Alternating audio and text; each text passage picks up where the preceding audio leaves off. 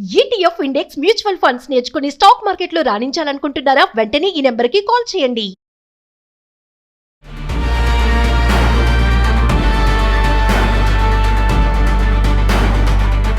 నమస్తే, welcome back to Suman TV. Present మనతో పాటు ఉన్నారు TEDx speaker, legendary award winner in real estate, realtor oxygen and founder doctor Nandi Rameshwar Rao. నమస్తే sir. నమస్తే. Sir, ఇప్పుడు నాదొక క్వశ్చన్.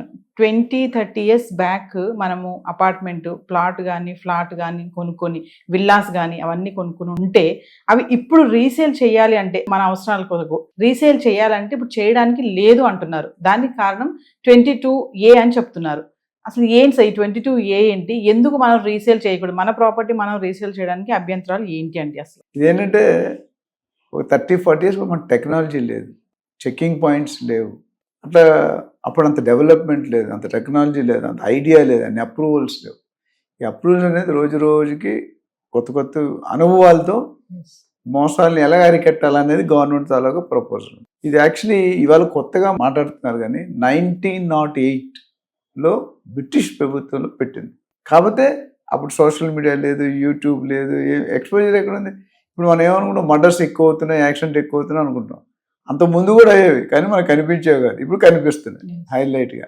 ఇప్పుడు కొన్ని ఛానల్ ఎక్స్క్లూజివ్ వేస్తారు, పక్క ఛానల్ ఇంకోటి వస్తుంది. కట్ చేస్తే 1999లో ఇది ఒక లిస్ట్ చేశారు.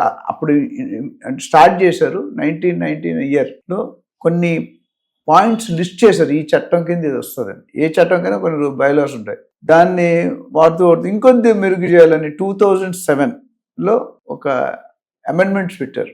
ప్రతి బిల్లుకి కాన్స్టిట్యూషన్ అమెండ్మెంట్ పెట్టుకోవచ్చు. అప్పుడు తెలియదు, తర్వాత వస్తుంటే ఆ సెక్షన్ యాడ్ చేస్తారు. 2007లో ఆల్మోస్ట్ ఉన్న సెక్షన్ 91 సెక్షన్స్ ఎన్నో ఉన్నాయి. అందులో 22Aకి ABCDE అనేది పెట్టారు. ఏలో కొన్ని ల్యాండ్స్, బిలో కొన్ని ల్యాండ్స్, అంటే కొన్ని ల్యాండ్స్ అంటే అసైన్డ్ భూమి, సీలింగ్ యాక్ట్, వక్ఫ్ బోర్డు, ఇట్లా రకరకాల FTL జోను, బఫర్ జోను, ఇంకా మన 111 జీవో, ఇవన్నీ కూడా మనకి. సో భూభారతి బస్సు దాన్ని తయారు చేసినప్పుడు కొన్ని బయటకు వచ్చాయి, తర్వాత భూభారతిలో కొన్ని బయటకు, ఇంకా కొన్ని లోపాలు అయితే ఉన్నాయి. సో అది మీరు ఇప్పుడు అన్నారు కదా, 20-30 సంవత్సరాలు కట్టేసినప్పుడు మరి ఎలాగిచ్చారు గవర్నమెంట్? అప్పట్లో చట్టాలు, మరి అప్పట్లో రిజిస్ట్రేషన్ ఇవన్నీ అప్పట్లో అంత అవగాహన లేదు మనకి. అంటే చీటింగ్ కూడా ఈ మధ్యలో ఎక్కువైపోయింది. అసలు ఎందుకు ఎక్కువైంది తెలిసిన రీజన్, ల్యాండ్ వాల్యూ విపరీతంగా 237 కోట్ల ఎకరం. ఒకప్పుడు అసలు కామన్ ఏరియా అనేది ఉండేది కాదు, 5%, 10%. ఇప్పుడు 30-35% గేటెడ్గా ఉంటుంది. అంటే ల్యాండ్ బిల్డర్ ఎవరు కూడా, బిల్డర్ కానీ కొనుక్కున్నాడు ఎవరు కూడా 1 ఇంచు జాగా ఫ్రీగా వదలరు. సో ల్యాండ్ వాల్యూ మేము చిన్నప్పుడు గజం 11 రూపాయలు 12 రూపాయలు ఉండేది. మీరు చిన్నప్పుడు మేబీ 30-40 ఉండేది. సో అప్పుడు పెద్ద 35 రూపీసే కదా అని. ఇప్పుడు అలా కాదు, ఏమైనా వదిలితే గజం 5 లక్షలు ఉంది. కోకాపేట, నియోపాలిస్ 5 లక్షలు ఫ్రీగా ఇస్తారు. సో దానివల్ల ఏంటంటే ఆ వాల్యూ ఆఫ్ ద ల్యాండ్ పెరిగిపోయింది, పాపులేషన్ పెరిగిపోతుంది, ల్యాండ్ పెరగట్లేదు, టైం తిరిగి రావట్లేదు, దానివల్ల ఇదైంది. సో ఇప్పుడు ఏం చేశారంటే అసైన్డ్ భూములు, సీలింగ్ భూములు, లిటిగేషన్ ఉన్నప్పుడు అన్నీ కూడా పెట్టేశారు. ఇప్పుడు దాన్ని సపరేట్ చేస్తూ సెలెక్ట్ చేస్తూ ఇది ఈ జోన్లో పడుతుంది, ఇది ఈ జోన్ అనే ఫామ్లో వచ్చింది సెక్షన్ 22A ఫామ్.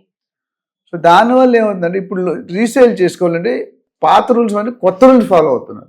పాత రూల్స్ అప్పుడు కొనివి. సో అప్పుడు ఎవరిని తప్పడానికి లేదు, గవర్నమెంట్ అప్రూవల్ ఇచ్చింది, రిజిస్ట్రేషన్ చేశారు, అన్ని SROలు అన్ని చెక్ చేసుకుని.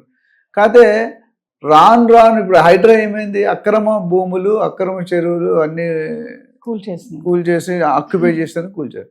ఇప్పుడు ఏమవుతుందంటే ఒక సర్వే నెంబర్లో ఎగ్జాంపుల్ 20 acres గవర్నమెంట్ ఉంది, పక్కన 50 ఎకరాలు ప్రైవేట్ ల్యాండ్ ఉంది, కలిపేస్తున్నారు. రెండు పక్కనే కదా ఖాళీగా ఉన్నది. అట్లా రివర్స్, ఒకవేళ గవర్నమెంట్ ఎక్కువండి ప్రైవేట్ తక్కువ కలిపేస్తున్నారు. సో అందుకని సర్వే నెంబర్లు చేసుకుని నాలా కన్వర్షన్ ఇవన్నీ బయట. ఏ సర్వేలు ఇప్పుడు FTL బఫర్ జోన్ ఏముంటుంది, పర్టికులర్ సర్వేలో ఇది ప్రొహిబిటెడ్, ఇది నాన్ ప్రొహిబిటెడ్. ప్రొహిబిటెడ్ అంటే మీకు తెలుసు, తీసుకోవాలి లెక్కలో. నాన్ ప్రొహిబిటెడ్ అంటే తీసుకోవచ్చు, అంటే మీకు ప్లస్ అండ్ మైనస్. సో దీనివల్ల ఏమైందంటే ఇప్పుడు మైక్రో ల్యాండ్స్ పెట్టి చూస్తున్నారు. ఎస్పెషల్లీ హైడ్రా వచ్చిన తర్వాత ఇనిషియల్గా కొద్ది ఇబ్బంది అయినా, హైడ్రా వల్ల కొన్ని వేల కోట్లు, కొన్ని వేల ఎకరాలు గవర్నమెంట్కి సరెండర్ అయినాయి. అయితే ఇప్పుడు కేసు వేస్తారు, సపరేట్ కేసు, దాన్ని ఏదో ప్రూవ్ చేసుకో, హైదరాబాద్ కమిషనర్ కేసు వేస్తారు. అయితే ఓవరాల్గా చూసుకుంటే ఈ ప్రాసెస్ చేయడం అంటే మంచిదంటే మంచిదే, కాకపోతే ఎట్ వాట్ కాస్ట్. ఇప్పుడు వాళ్ళు డబ్బులు ఇచ్చి 20 సంవత్సరాలు కూడా ఉంటున్నారు. ఇప్పుడు నువ్వు సడన్గా నేను కూలగొడతాను, నీకు రిజిస్ట్రేషన్ అంటే అమ్ముకోనందుకు పర్లేదు, అమ్మాలనుకుంటే వాడు డబ్బులు రావు.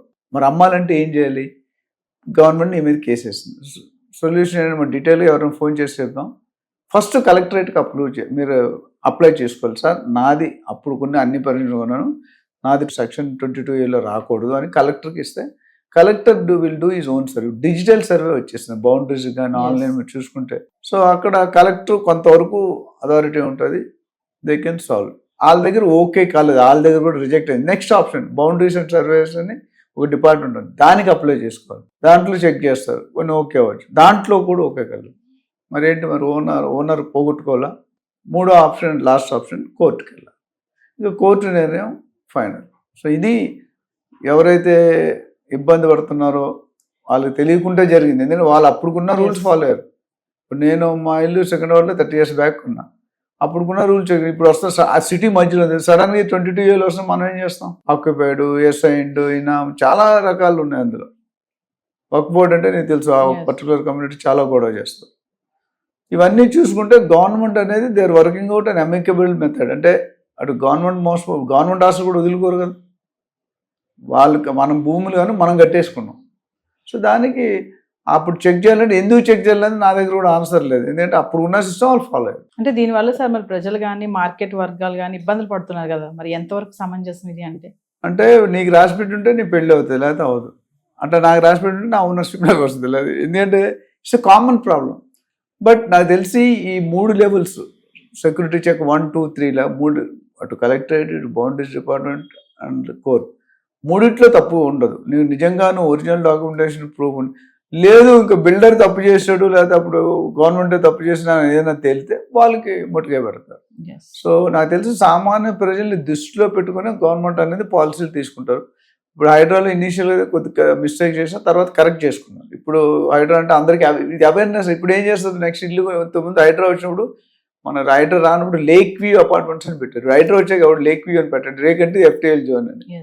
అట్లా ఇక్కడ కూడా I think government will take an appropriate decision, seeing both are not under laws. అంటే బయ్యర్, బిల్డర్ అంటే బిల్డర్ ఏం చేయలేడు, గవర్నమెంట్ భూమి గవర్నమెంట్ రావాలి, మన భూమి మనకు రావాలి. We have to wait and see for the decision. Thank you.